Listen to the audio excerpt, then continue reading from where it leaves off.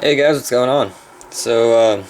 Today I'll be doing a review on the Spyderco Tenacious. Mine just happens to be in the sprint run version in blue.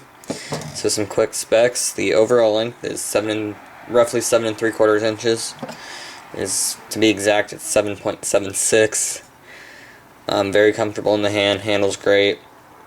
G10 handles. Check this out. Very not smooth, but not like sandpaper, just perfect. Great pocket clip. Retention is perfect, doesn't tear up your pockets as you're going through. The closed length is 4.5 inches, roughly. The blade length is about 3.5, just under, I believe.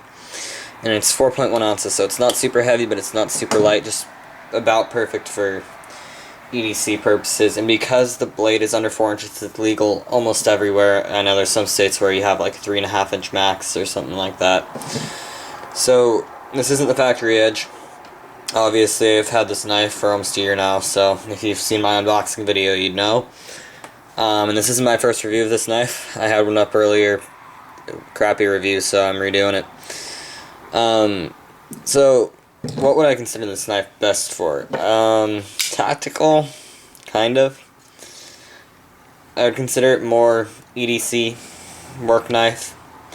The jimping on this is just absolutely perfect.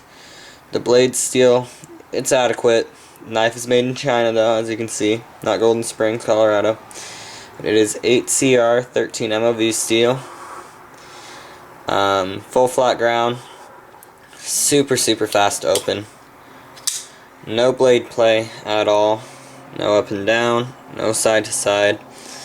And if you are, one trick I found out is just a little bit of Loctite. You pull this all the way out, put a little bit of Loctite in the female side and get it into where you like it, to where there's no blade play, to where it's still easy to open. Let it dry. The knife is perfect. You won't get any blade play out of it. It works great. I kept the factory angle, which is 15 degrees on either side, to create a 30-degree edge.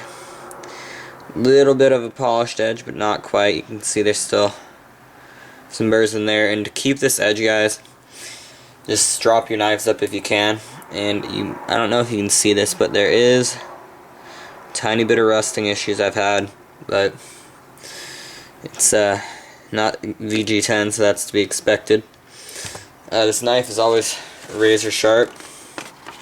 Give you a little cutting example here. And now let's go this way.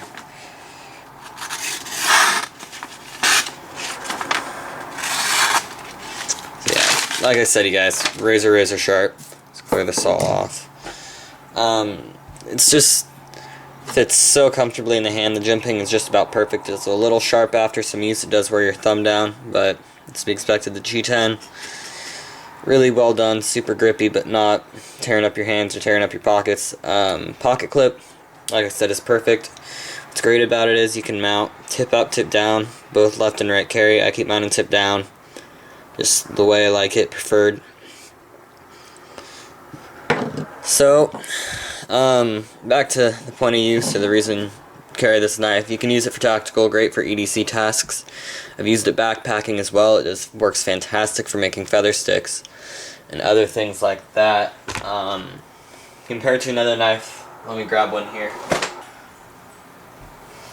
Now, this is a fairly cheap knife, but this gives a good size comparison. I would consider this a medium-sized knife.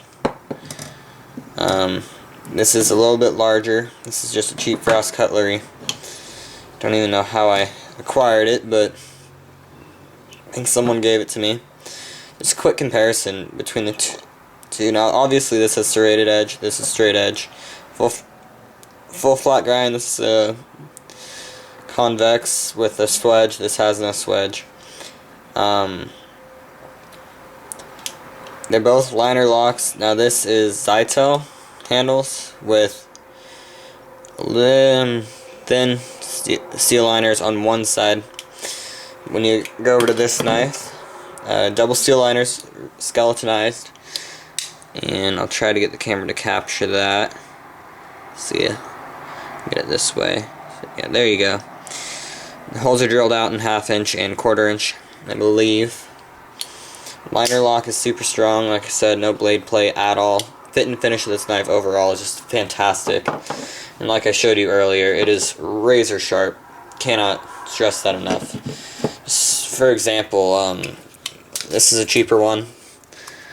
And these knives come razor sharp out of the box. This one I had to touch up a lot, and it's still not near to what that knife is. So, overall, great for the price. It runs about, depending on where you get it, anywhere from $35 to $40. Overall, I gotta say this is one of the best knives of the price range. It is Chinese made, but I don't care where it's made. It's all about, quality control and getting it to where it doesn't matter. It's just, if it's good quality, who cares? Like I said though, the 8 CMR 13 MOV will have some rusting issues, so make sure you keep it a little oiled up. WD-40 will do it. Even your honing oil for your sharpening stones will do it. That's one of the great qualities about this knife too, is it's super, super easy to sharpen. That 8CR13 takes just a wicked edge. And it's full flat grind, so no matter what system you're using, whether you're using a bench stone, a Spyderco Sharp Maker, the Edge Pro Apex, or the Lansky system, which I kind of use, I only use the stones for it, I don't like the guides. It takes a fantastic edge. You can get a good mirror polish if you have a high enough grit stone. I only go up to 1,000 grit, so it's a little bit mirrored, but not really. So overall, fantastic knife. Carries well in the pocket. Doesn't carry real deep, which is a little bit of a bummer, but I know I talked about this pocket clip a lot, but if you notice, it is in a triangle configuration, so it does not get loose at all. No right or left or up and down play with that. And that's big, because after a while, they get loose and they get annoying and they can fall off. I've had it happen to me before. There's been a little wear and tear on the metal, that's to be expected.